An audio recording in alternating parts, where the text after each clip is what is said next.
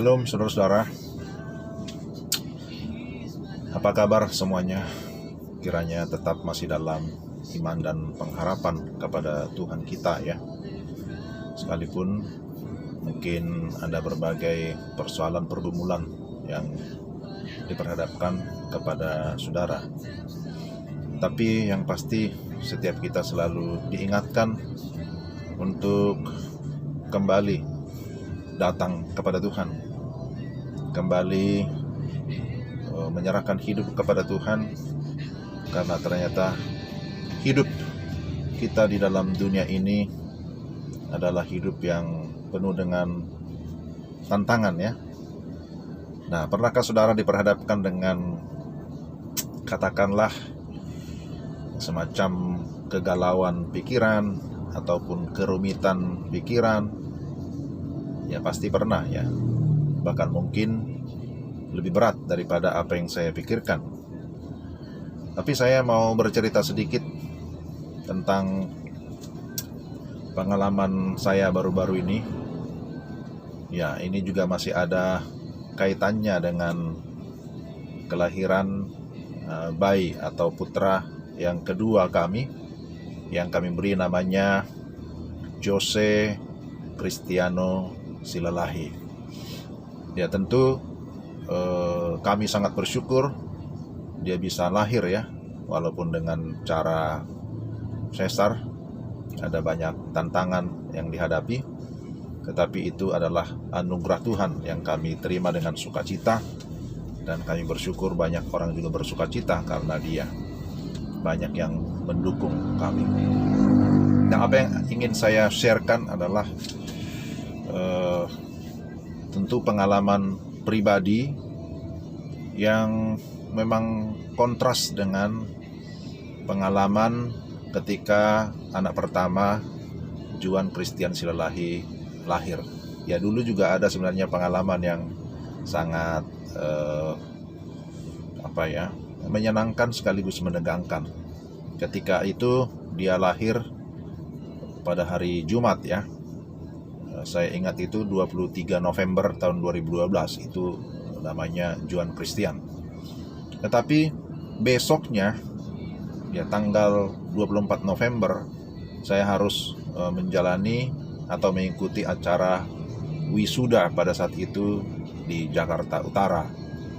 Dan saudara, uniknya saya berangkat dari rumah sakit naik taksi, tidak ada yang mendampingi, artinya satu keluarga pun tidak ada. Sampai selesai wisuda, puji Tuhan, baliknya kemana?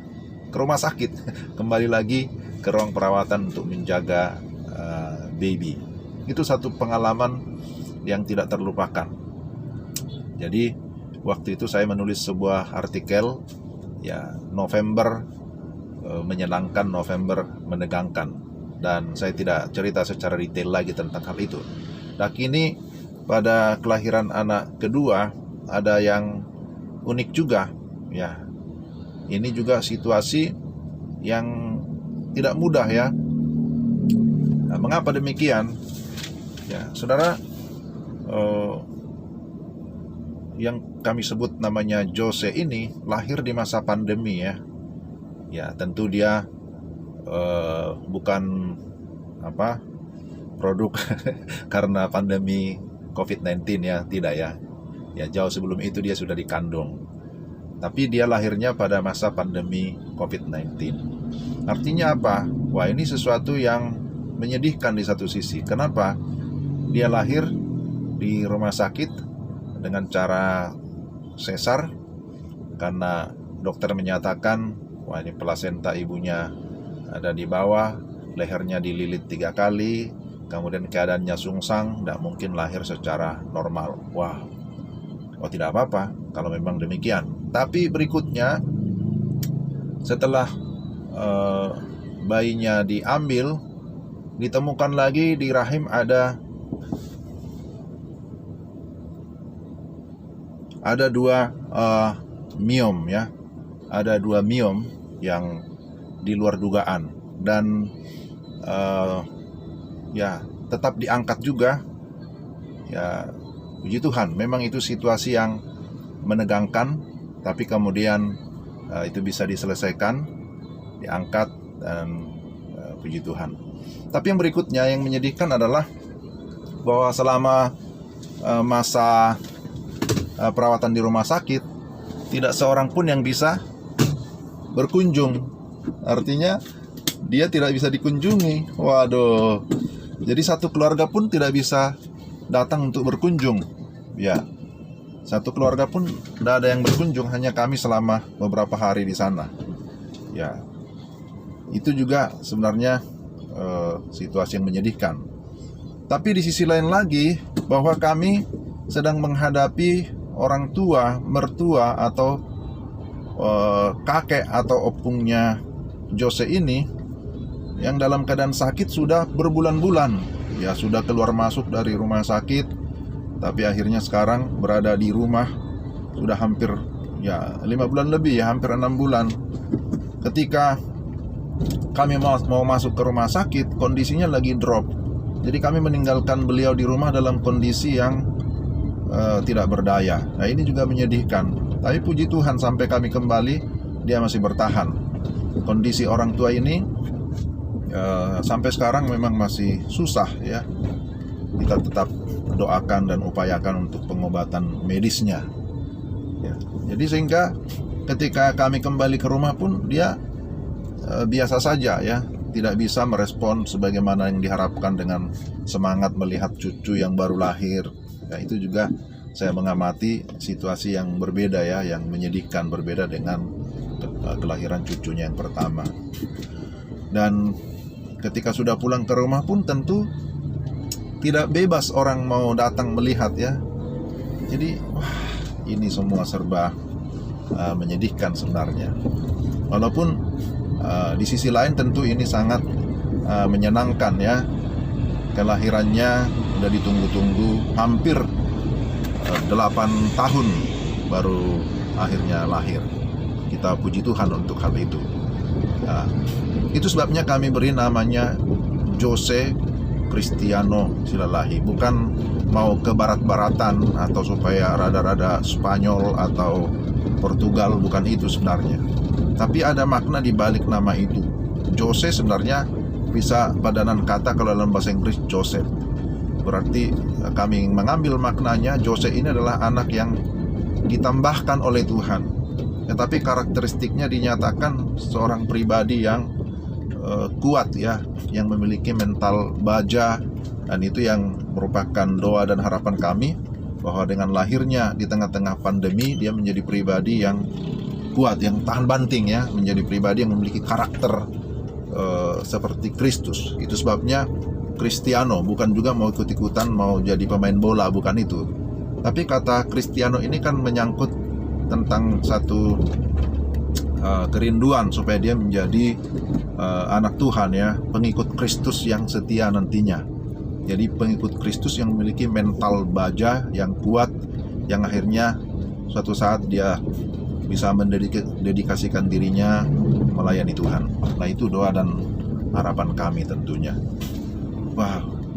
Setelah itu, apalagi yang menjadi perenungan saya? Kenapa, ya, dia lahir pada saat usia saya sudah hampir setengah abad. Memang untuk menghibur diri, banyak contoh juga di Alkitab juga. Abraham, kemudian juga Zakaria, gitu, ya. Ada yang lain yang sudah lanjut usia. Tetapi saya tetap merenungkan, wah, ini bagaimana, ya? Karena situasi seperti ini saya harus dipaksa siaga, ya. Gak apa-apa juga, siaga juga satu kerinduan banyak orang juga, ya. Ya, bisa siap antar jaga, bisa begadang tengah malam. Ya, kadang-kadang saya berpikir, waduh, kasihan, ya, gimana ini tidak bisa efektif seperti teman-teman yang lain yang sudah bekerja keras sedang menyusun borang akreditasi, yang lain sibuk dengan ini dan itu, tapi saya tidak bisa berbuat banyak. Tetapi apa yang saya lakukan adalah belajar berserah kepada Tuhan. Ya, saya selalu ingat Amsal 3 ayat 5 dan 6. Percayalah kepada Tuhan dengan segenap hatimu.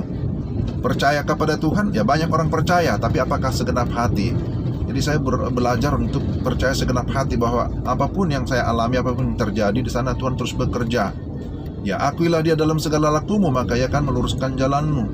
Jadi bagaimana kita mengakui Tuhan, tidak menganggap diri sendiri bijak, ya, supaya Tuhan bekerja di dalam kita. Nah, ini saudara pengalaman saya singkat ya. Kalau saya terlalu panjang nanti juga saudara akan bosan. Tapi ini merupakan pengalaman pribadi bagaimana kita belajar mempercayakan seluruh hidup kita kepada Tuhan. Memang bagian kita hanya itu, percaya dan berserah kepada Tuhan, taat kepada Tuhan.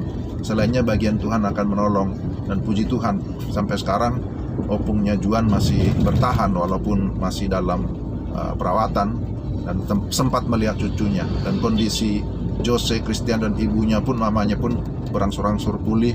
Dan bagaimana dengan yang lain-lain, apa yang dikhawatirkan, Tuhan menyediakan. Wah, terima kasih ya untuk dukungan doa Bapak Ibu sekalian, juga untuk bantuan-bantuan materi. Itu sangat meneguhkan iman, membuktikan bahwa Tuhan hidup dan Tuhan punya banyak cara untuk menolong, memberkati hamba-hambanya yang sungguh mau berserah kepadanya.